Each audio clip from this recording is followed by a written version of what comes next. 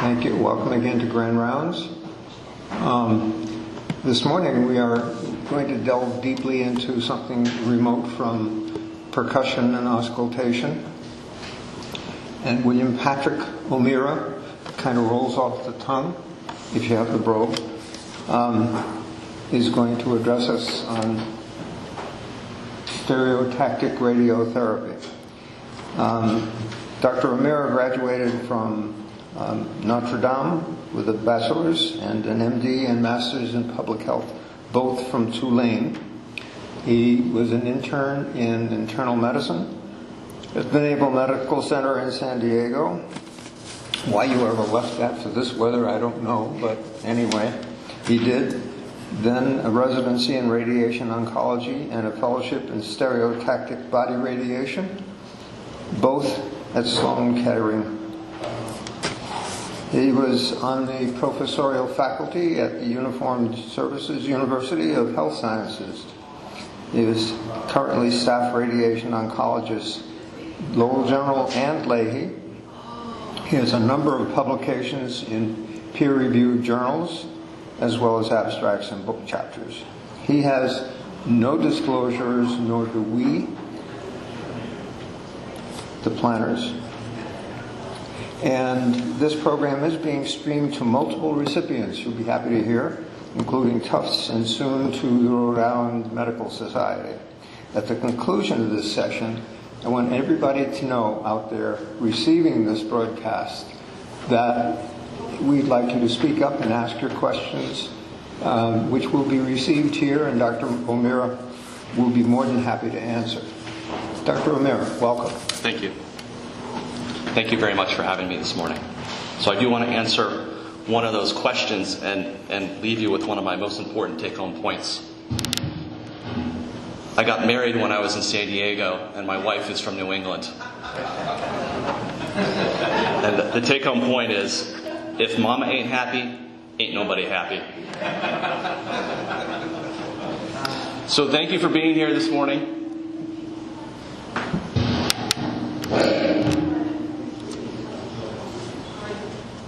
I hope to invigorate everybody with dense mathematical physics, and there will be a test at the end of this talk. You may not leave unless you get an 80% or higher. So radiation is kind of a black box for a lot of physicians as well as patients. We have actually been around for 100 years. We have a longer history than chemotherapy for medical oncologists. And over 60% of all patients with cancer get radiation at some point during their treatment. A radiation oncologist, I'm an oncologist. I am not a diagnostic radiologist. I have no training in diagnostic radiology. A lot of people don't understand that, including my mother, who's a retired nurse, who keeps sending me films to look at. My training pathway is totally different. But as I go through my talk, it does make sense why some people think, we're diagnostic radiologists. So I'm an oncologist who just happens to treat cancer with radiation, as opposed to a medical oncologist who treats cancer with drugs. So we started 100 years ago. X-rays were found by accident in 1895. Just a few years later, there was the first publication about a cure of skin cancer using radiation. We became recognized as a separate medical specialty in 1922. However, in those early days, a radiation oncologist was either a surgeon by training or a diagnostic radiologist. The training pathway for radiation oncology didn't really take off until the 40s and 50s in Europe, and actually it didn't become a formal training pathway until the early 70s in the US.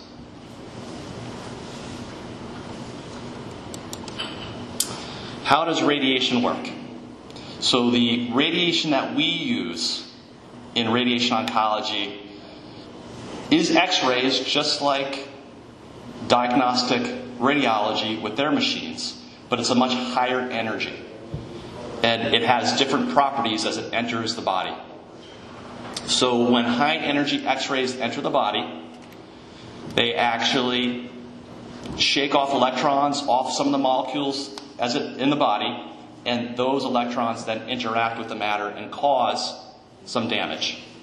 DNA is the most important target for my radiation treatment. And what it does is it causes breaks in the DNA. At a double-strand break, that cell will die. For the past 80 to 90 years, we've been giving the same daily radiation dose. And that dose was chosen because it's going to cause about 10% of damage in the radiation field each day. And the radiation field is going to have normal stuff and cancer. But normal cells have the ability to recognize the DNA damage, arrest their cell growth, repair the damage. And so if you give them this low dose each day, and you give a day in between treatment, the normal cells can keep recovering. Most cancer cells have lost the ability to repair themselves. So, genetic loss or mutation of a repair gene predisposes people to get cancer. So they can't fix that damage. And so when we cause DNA breaks, the tumor may not explode, shrivel up immediately, but if a cancer cell cannot divide without dying, it's not an active cancer cell that we need to worry about. So radiation, as it goes through, causes DNA breaks. Normal cells can recover. Cancer cells cannot. And we kind of play on that differential with that daily normal dose. Stereotactic radiotherapy throws that out the window. We are giving a huge dose in a very short period of time, and it will cause, ideally, 100% of all the cells in that area to have double-stranded DNA breaks, and whether it's normal or cancer, it's not going to survive. So stereotactic radiotherapy can only be used for very small, well-localized targets.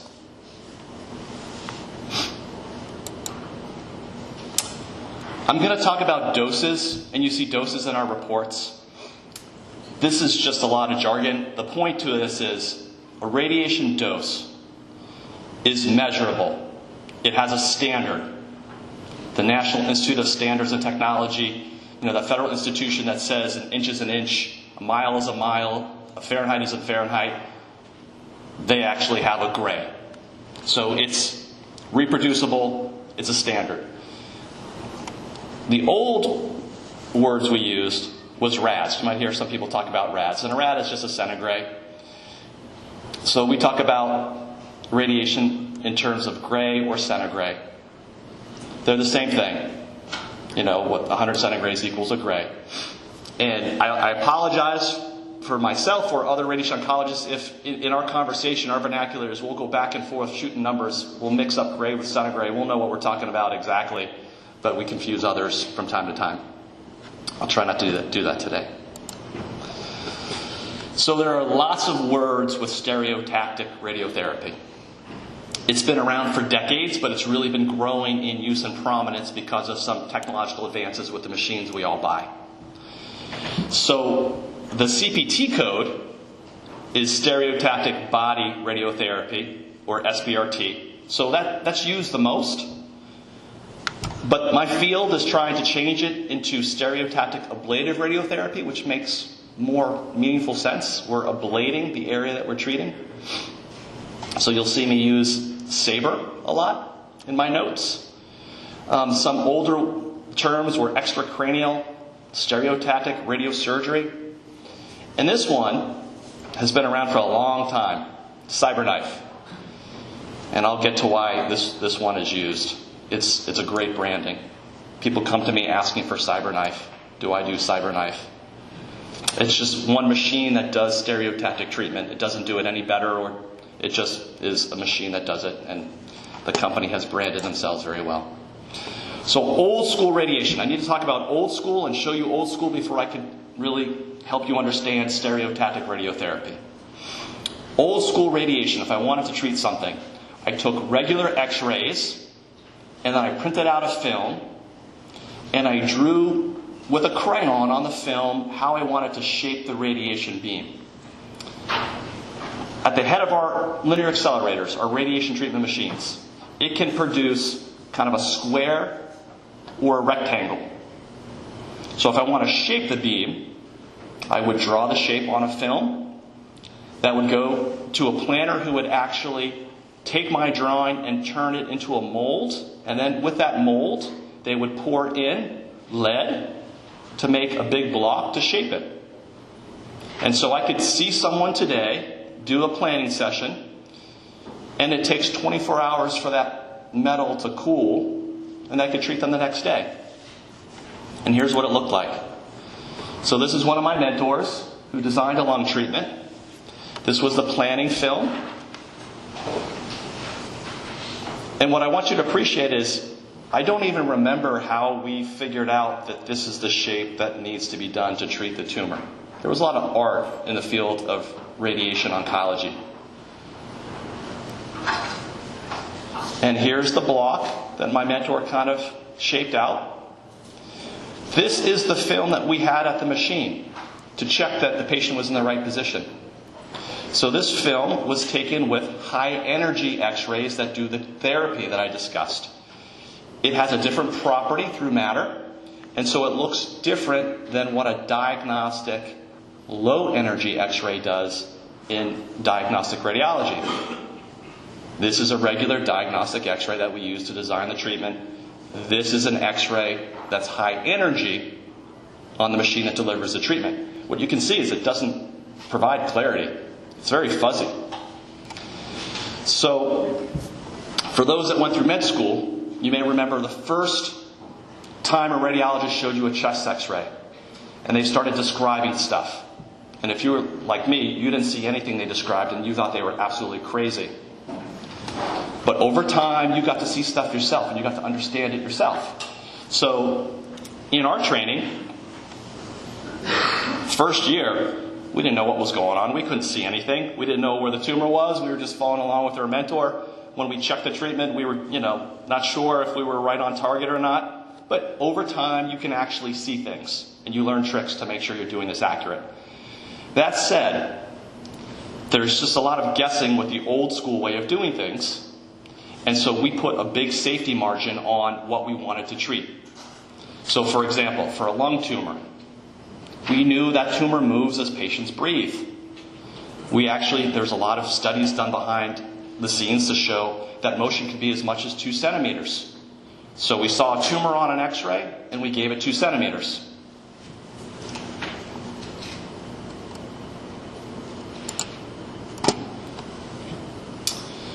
This is a patient with cord compression that needed emergent radiation. And the standard old school way of doing things, which we still do in emergent scenarios, by the way, is we just have a single field of radiation from the back. And I want to show you how a single field of radiation works. So the radiation is coming from the back. This is the spinal canal. So the cord compression was right here. We don't see that. This is just a CAT scan. We don't see the tumor. So we wanted to give the prescribed dose to the canal. When a field of radiation comes through, the maximum dose from that field is going to be deposited in the body anywhere from 1 to 3 centimeters from the skin surface, depending on the energy we choose.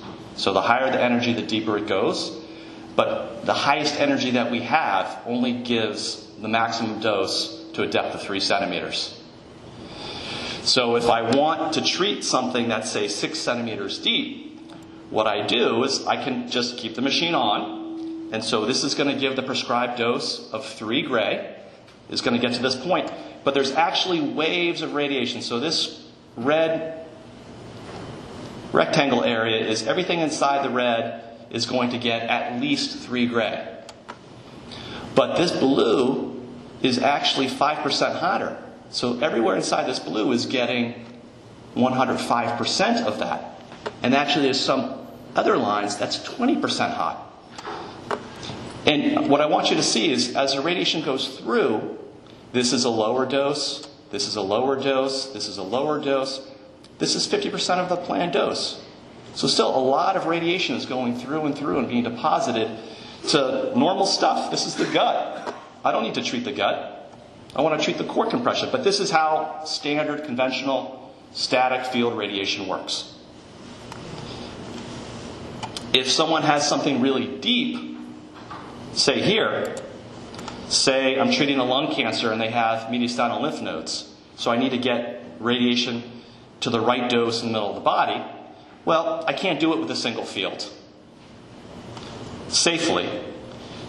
So I have one field from the back, one field from the front. What I want you to appreciate now is this red is the 100% dose. Everything through and through is getting 100% of the dose, even if I'm going after just a lymph node right here. And there's hot spots also at the surface. This blue is 10% hot. The green is 20% hot. So if you've practiced for a long time, 20 years ago it was standard for all radiation patients to have erythema that actually marked the static radiation fields that went through the patient. You would see the erythema in the skin even if we were going after something deep, because the skin was not only getting full dose, it was getting higher than we want because we had to. We still do this a lot. It's still appropriate in many situations. And if a tumor is near the skin, or if our target is near the skin, say like a breast cancer patient, well, their skin is going to get red. But with modern treatment, if something's deep, you shouldn't expect to see kind of a skin reaction like we used to. So this is modern treatment using a stereotactic technique. We don't have one field from the front and one field from the back. We actually have 8 fields, 10 fields. Sometimes the machine is rotating all around the patient, giving off little beamlets as it's going around. And what we can do when we do that is each field by itself, the maximum dose from that field is, say, 3 centimeters into the skin. But if we have many fields, that field is only contributing 1/20th of the total dose to our target. It's a very, very, very, very low dose that's actually entering the normal stuff. So here's an example of a patient with a spinal cord tumor. And this is the full dose right here, carefully shaped around the vertebral body that's involved, keeping the dose off the spinal cord. And these lines represent a very low dose that a patient will not feel and that you will not see. But it actually shows me this is one beam, this is another beam, this is another beam, this is another beam, this is one beam. Many beams contributed to getting this full dose here and keeping the dose off of the gut. The purple is the 50% line, and it's all around just the musculature around the paraspinal area. So this treatment keeps the normal tissue out of the high dose region. The side effects from radiation are a function of the size of the radiation field, stereotactic treatment very small, the normal tissue around that radiation field, very little, and the total dose that we give. So this is another slide that just shows stereotactic treatment, full dose around this spinal tumor. This is the 50% line. This is insignificant radiation that a patient doesn't feel, just to kind of show you where the beams are going through, versus old school, one field from the front, one field from the back. 100% of the dose is going through this whole area. Any questions?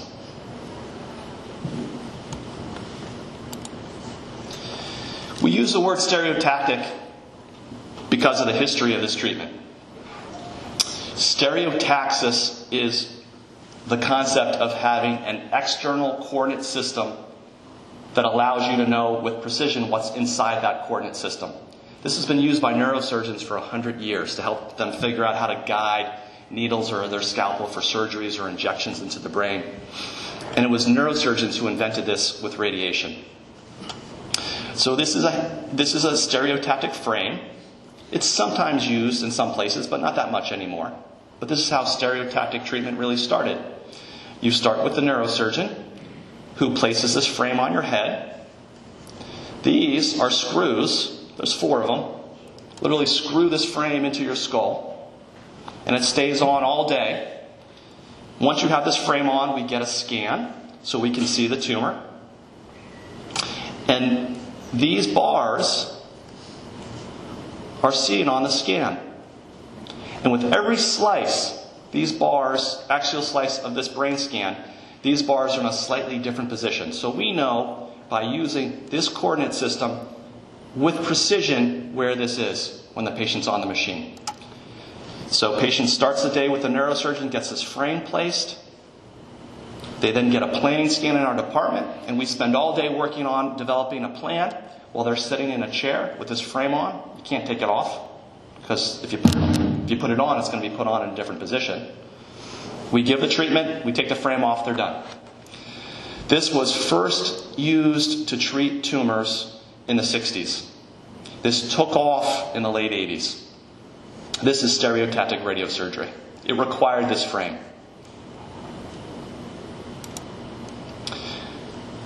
When we started to apply the stereotactic treatment from brain tumors to other parts of the body, one of the first places that was used was the spine. Again, it involved neurosurgeons. And they actually created frames that went around the body. Same exact concept, stereotactic system. And this is one of the first. This actually, they did surgery on this patient to insert this rigid frame into the spine with screws.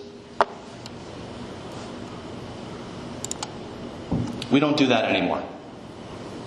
You know, that was very specific. You had to be at a major tertiary care hospital with a neurosurgery team that kind of wanted to do this type of treatment. Our machines have improved their imaging capabilities, and that's led to the concept called image guidance radiation therapy. So the word stereotactic really doesn't fit anymore, but we still use it because of that history. So with better imaging, we can be very accurate with how we deliver radiation, and so we can make the fields smaller and give higher doses. So what a real genius did was took a linear accelerator, a radiation treatment machine, and just said, why don't I just add a fluoroscopy X-ray unit on it? And as this rotates around the patient, it takes a bunch of X-rays with diagnostic, low energy. And we've got computers now that can kind of put that into 3-dimensional space. And we call that a CT. So the actual technology that we have on our machines is called a cone beam CT. And here's what it is. This is a diagnostic CAT scan that I use to design treatment to an early stage lung cancer. And this is the cone beam CT that we were able to obtain on my treatment machine right before delivering treatment to make sure the tumor is still lined up in the perfect position before we go. So you can see that with this cone beam CT, it doesn't have the clarity of this CAT scan. I'm not generating a diagnostic radiology report with this scan. This scan is to make sure the tumor is locked on to my radiation beam.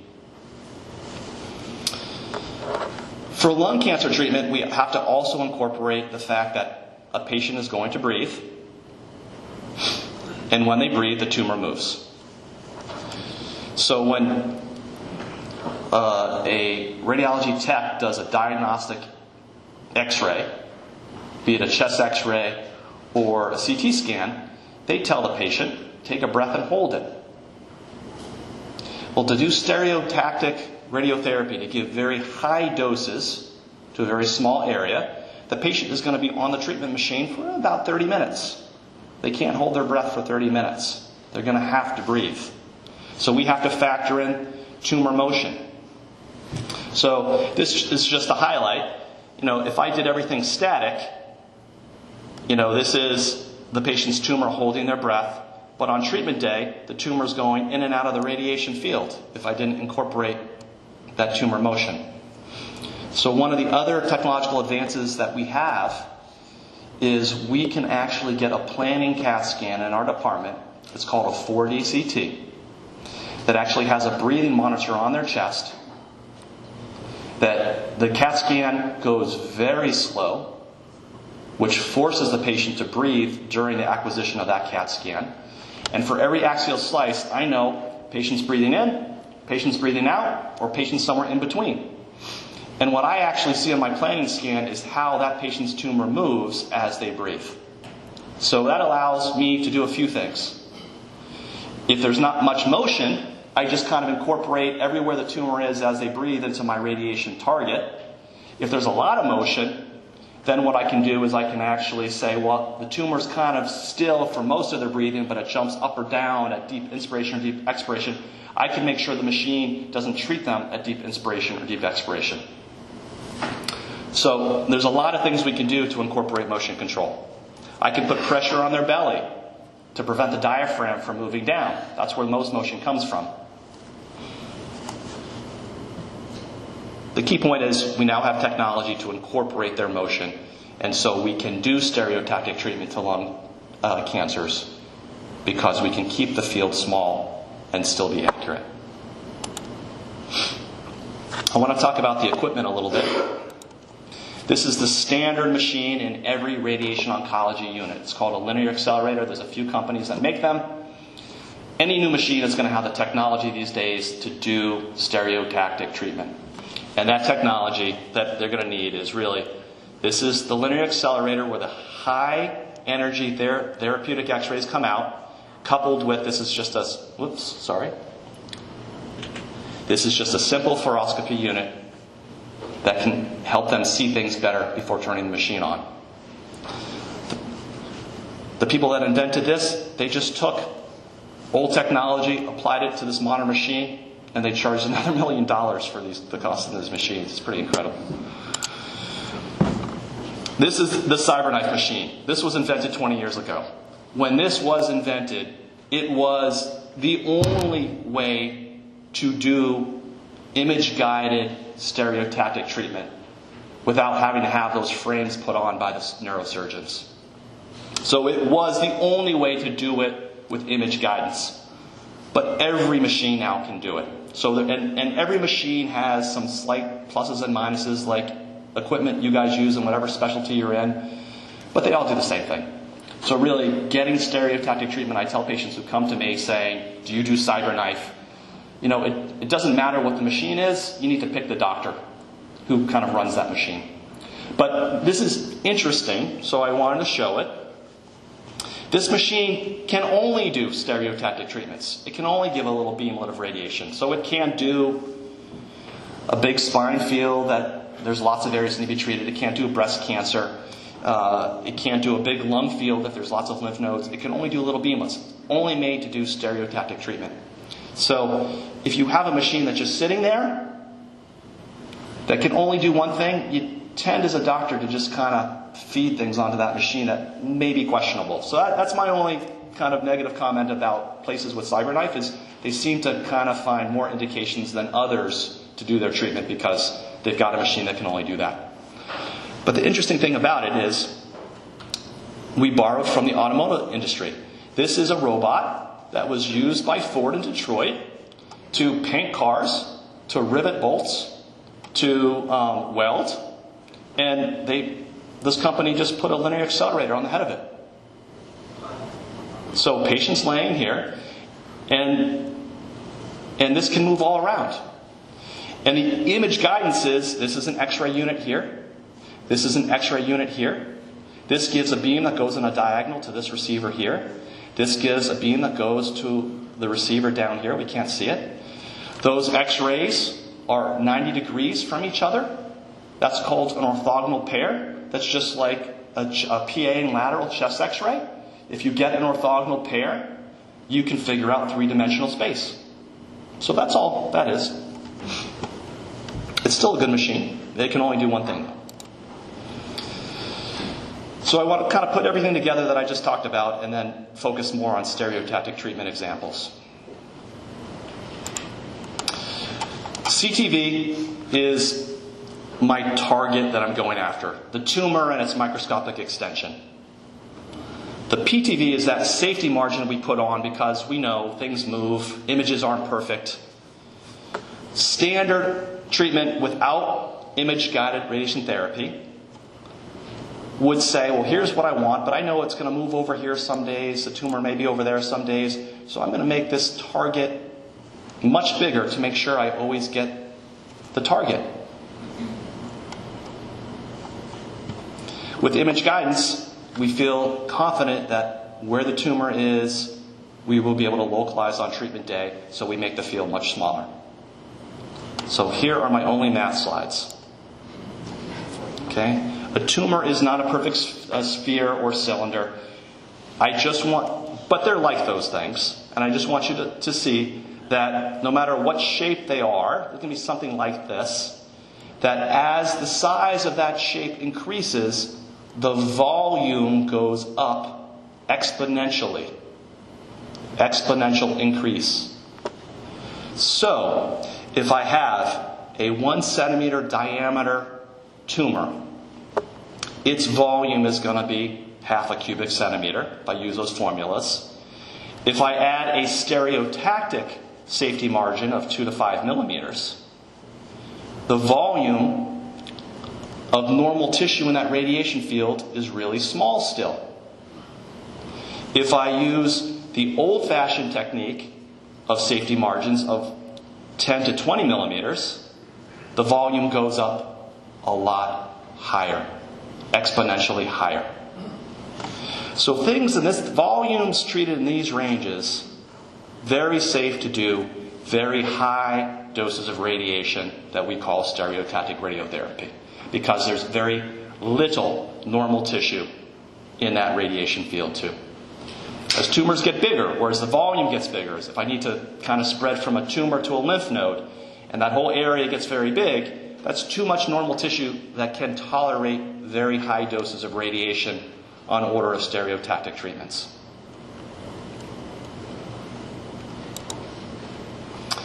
So, stereotactic treatment has been around for decades, but it's because the imaging has improved on our machines that has allowed us to kind of combine these things, and it's why stereotactic ablative radiation therapy is really growing.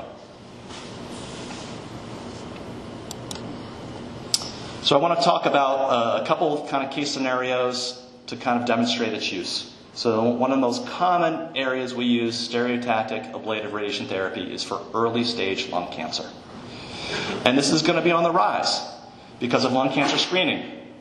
This patient failed lung cancer screening. This is a lung cancer screening CT scan, and he showed up with a pack of cigarettes in his pocket.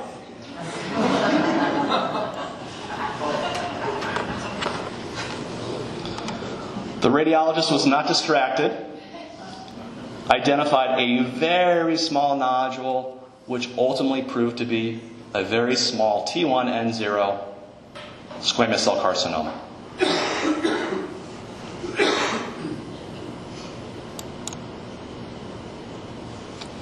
This patient was in a car accident, had a chest x-ray, and showed a very big tumor. This also proved to be biopsy showed a lung cancer.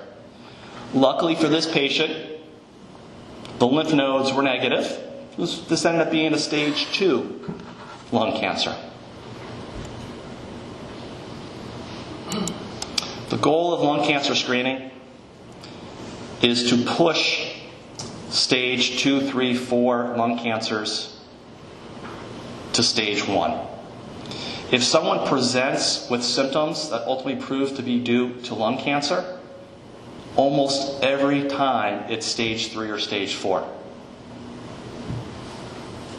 Lung cancer screening has really pushed that down to stage 1. Why is that important?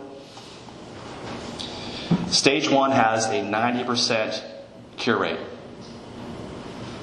We don't really recognize that because most patients aren't found with stage 1. They're found with stage 3, which really has, in the clinical studies, where patients got a lot of attention, 25 to 30% cure rates at 5 years. Not cure rates, overall survival at 5 years. Stage 4, 1% 5-year overall survival. Stage 1 has a very high cure rate. Stage 2, still a pretty good cure rate, not as high. Stage 2, about a 60% 5-year overall survival. So I told a little fib when I showed you this slide first on the last page. This patient went through a workup, and actually this was a tumor. This patient had stage 4. Here was the contralateral hilar lymph node was positive. There was disease over here, outside of the lungs, which is the common scenario when you see something this size. So we really want to push this stuff to this stuff, which has high cure rates. Treatment of early stage lung cancer is predominantly surgery. That's the gold standard. That's been the treatment that's been done for decades. That's not as morbid as it used to be. People don't get their chests ripped open anymore. It's done laparoscopically, minimally invasively. That's the gold standard. However, many patients with lung cancer have lung cancer because of at least a smoking history. So they have COPD, they have heart issues. So I'd say close to 40% of all early stage lung cancer patients are felt to be a poor surgical candidate to surgeries, even with their modern minimally invasive techniques. So we are a very good second choice. We're non-invasive, and it seems that we have close to the same local control rates. Radiation using stereotactic ablative techniques doesn't have nearly the same track record. It's been used for about 20 years, but really it hasn't been a common offering to patients everywhere except in about the past 5 years. So we'll really see over the next 10 years, do we really have the same 90% 5-year overall survival rates that surgeons have? Maybe not, but we're close. So this is a pathway that most lung cancer patients take here. If they have something found early, if someone sends a patient to me and the patient says, I don't want surgery, I'm still going to go through the following motions. I'm going to send that patient to our CT surgeon, or at least discuss the case with a CT surgeon. And he should have the first kind of interaction with that patient as to whether or not that patient is a surgical candidate, because it's the gold standard. And if not, then they come to me for radiation.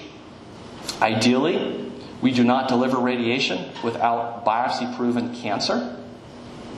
And that's a good rule of thumb for pretty much everything. I won't deliver radiation without biopsy proof. However, the field of lung cancer, so this is, the field of radiation oncologists, surgeons, medical oncologists who specialize in lung cancer, have kind of gotten together, and they kind of have a white paper out there that says a lot of these patients cannot tolerate the complications of a biopsy, which is a pneumothorax. So if you have someone whose medical condition is such that we think they might die if they get a pneumothorax, then we can proceed with a clinical diagnosis of lung cancer if the following conditions are met. You see a small nodule, and you repeat a CAT scan, say 3-6 months later, and you see growth, so you need growth, and then you get a PET scan and it's PET positive. So a growing nodule that's PET positive is going to be lung cancer 90% of the time. And because the risks of radiation to treating a very small tumor are very low, we think it's worth offering that patient definitive stereotactic ablative radiation therapy even without a proven tissue diagnosis. So, that's currently where we stand. But the first point is let's get a biopsy. And it's only if we can't, and if I see notes from the pulmonologist saying this patient should not have a biopsy, or the primary care doctor saying this patient should not have a biopsy, I'll still push that envelope and think about a biopsy myself. But we'll proceed if there's 2 CAT scans over a period of time showing growth and it's PET positive.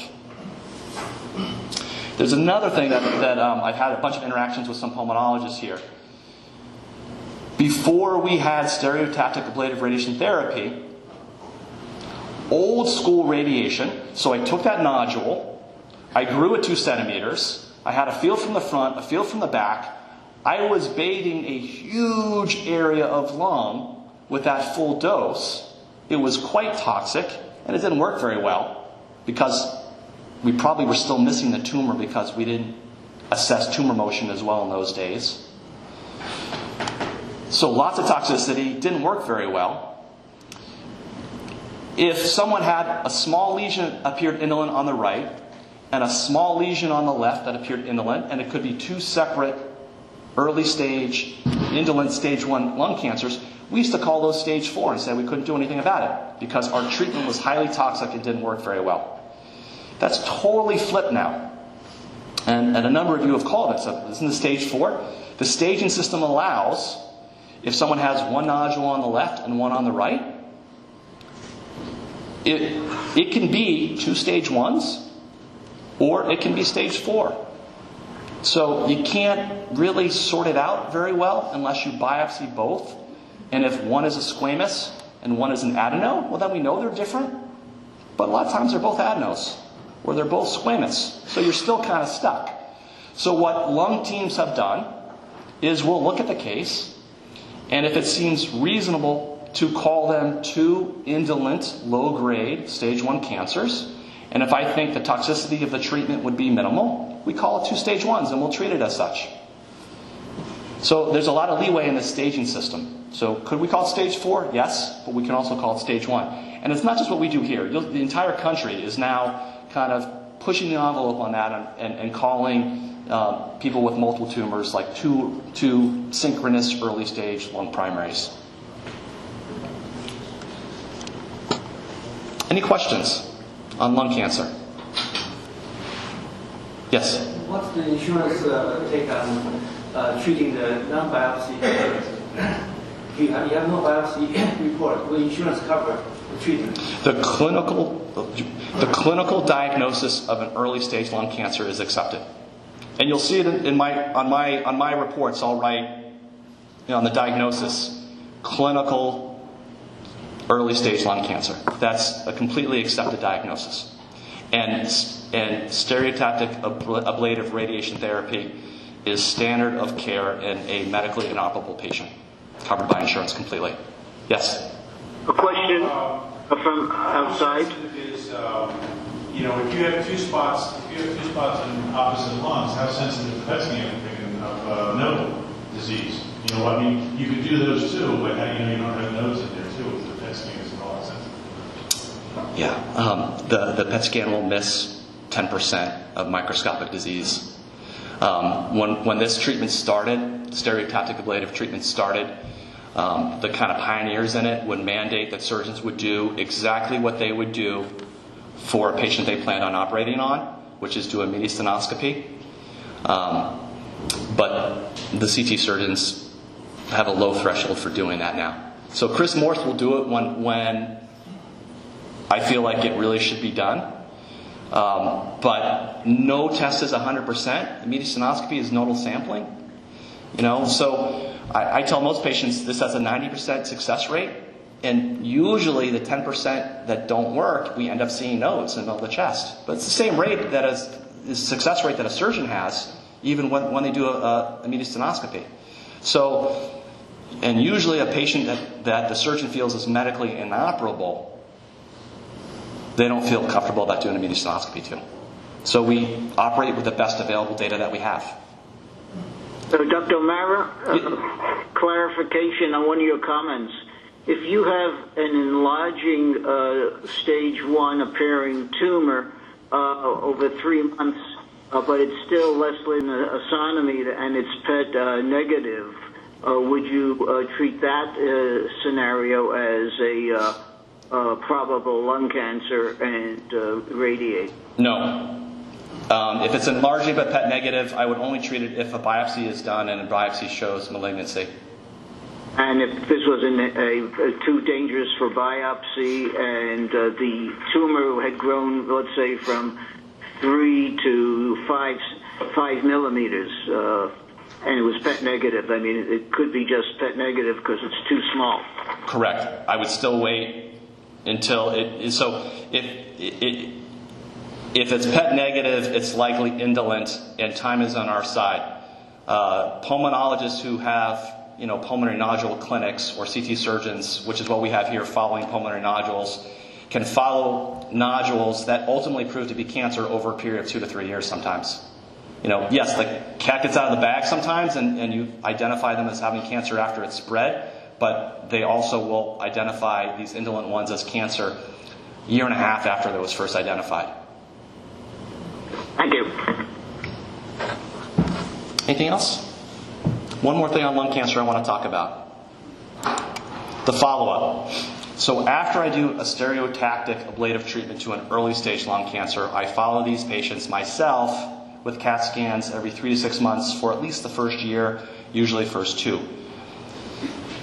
The CAT scan is going to go through evolutionary changes over the first year in response to that treatment. That final look of that CAT scan from the radiation kind of is fixed after about a year. The radiology reports can be very alarming. So I always tell a patient, I'm going to get the scan, and then you're going to come see me a week later, and then in my note, I'm going to kind of give my interpretation and clarify what's in the report. This one is easy. This patient is someone I treated, had one of the larger sizes of the tumors that we take care of, treated in 3 treatments over every other day, over a week and a half, and a year later, there is nothing seen here except for a little linear band of scar tissue. That one is simple. The path report is easy. It says there's no evidence of disease, linear scar. This patient has no symptoms.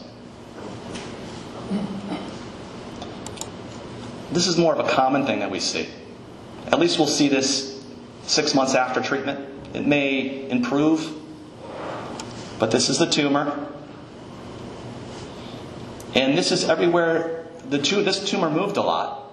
And so I had to incorporate that into my radiation field. And this is radiation changes. This basically is fibrosis.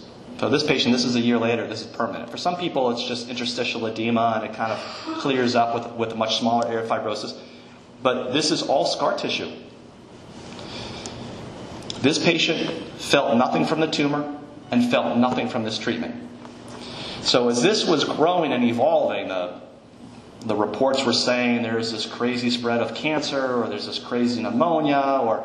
So when I see a patient, if their breathing is absolutely stable, they have no new COPD complaints, their lungs sound totally normal, and I see this finding, I know chances are this is just radiation-related changes.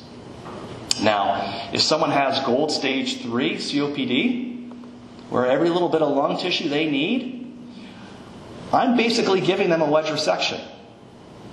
So I'm turning normal tissue into scar tissue. So I tell everyone that I see, the big risk with this treatment is, yes, it's non-invasive, which everyone loves, but I'm going to do the same thing the surgeon is going to do. The difference is, he intubates you, and he takes out either a whole lobe or a wedge resection.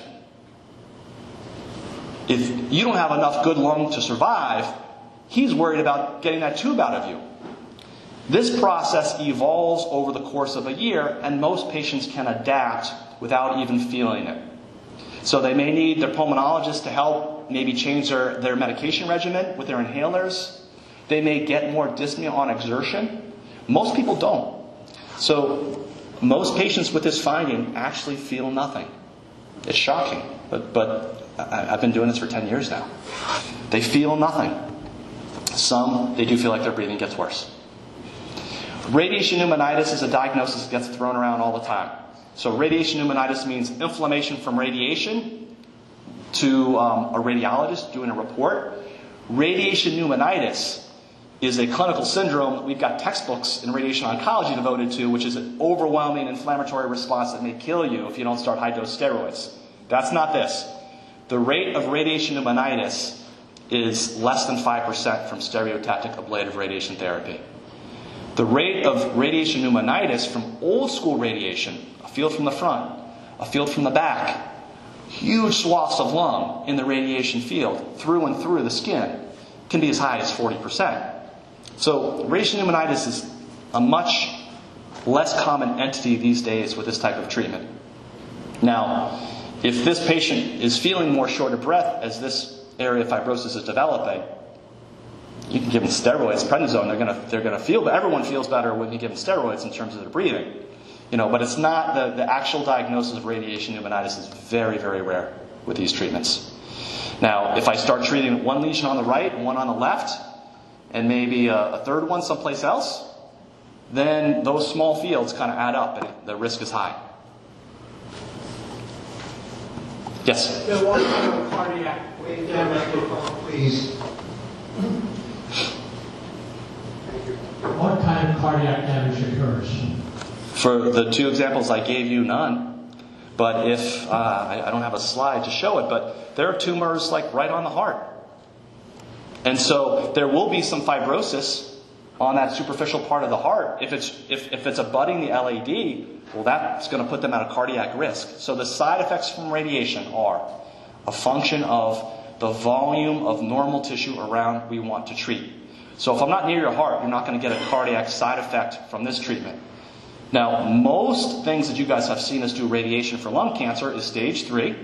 Stage 3 means mediastinal lymph nodes. Old school radiation fields covered the collarbone down to below the carina, through and through, so the heart was bathed with a full dose of radiation, and so we had cardiac side effects. We don't do that anymore.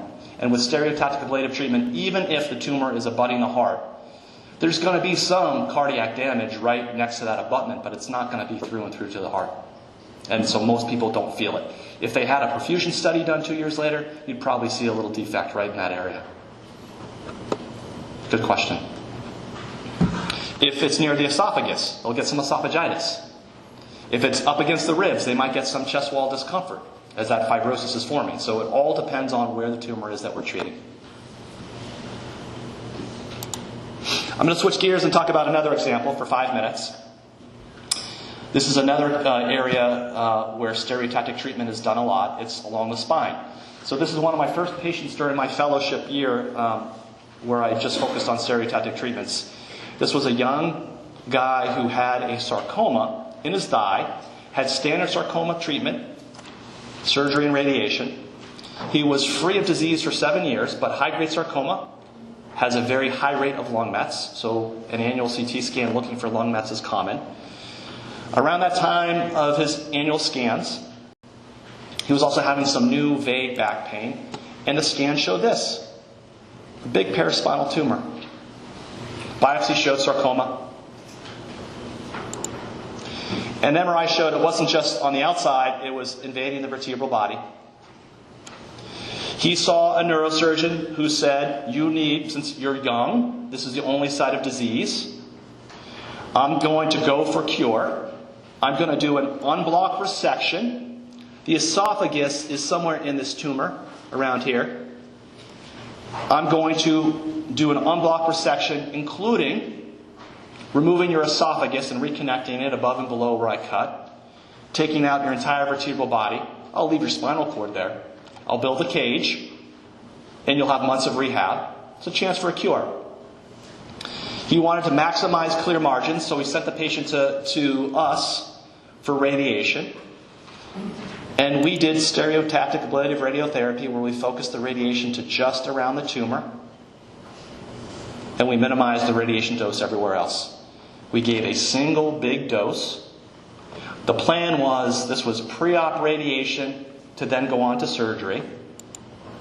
He had his post-radiation pre-op planning scans done, and this turned into this. And a biopsy was done of this, and it was just fibrosis.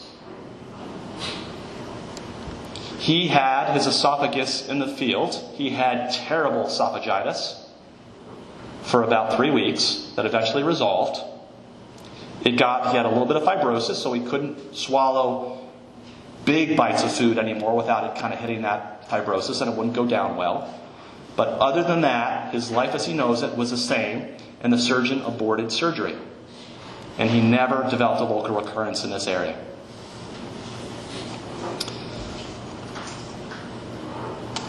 So with these very large doses done to very focal areas, we've really changed what we do.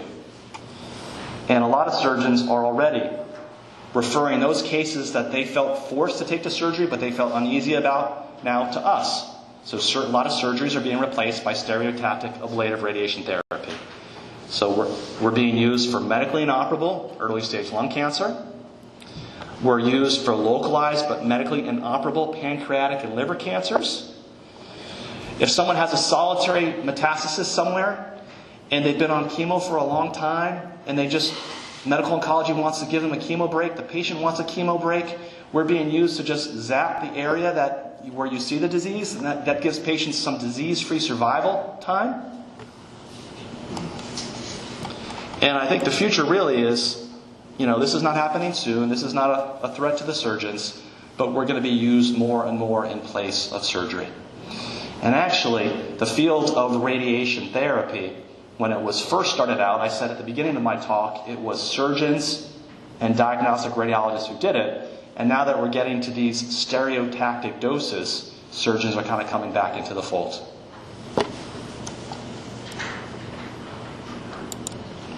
Any other questions?